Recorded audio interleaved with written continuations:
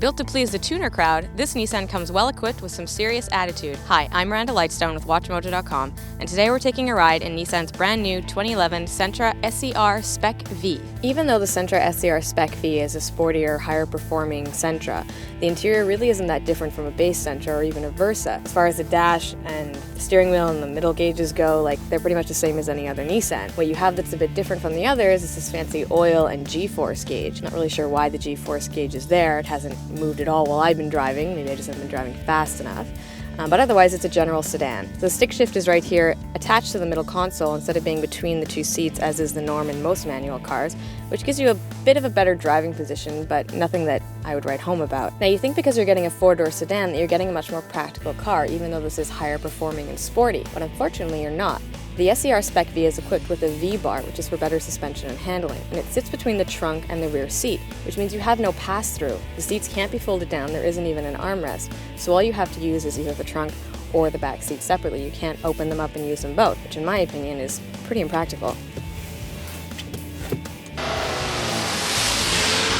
I kind of wish the Spec-V was a lot more exhilarating to drive than it actually is.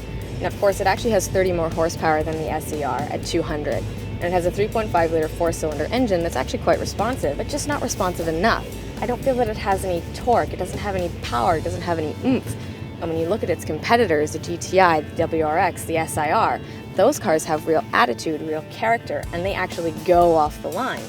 The Spec-V, it just kind of bogs down, and I don't feel like I'm doing anything with it. I mean, the revs are revving up, everything's going, but the car's not actually moving forward, it's just kind of making a lot of noise. And that's a real shame, because this car is meant to be a sport compact performance car. It's meant to be a tuner vehicle.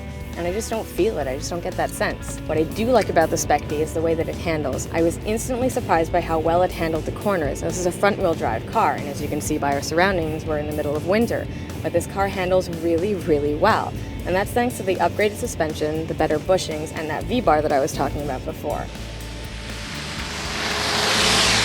While the SCR was built to appeal to a younger, sport compact performance crowd, what it's really done is attract an older market of buyers who realize they can finally afford a cool car. And with such a fierce lineup of competitors, I'd be hard-pressed to choose a Spec-V over the others.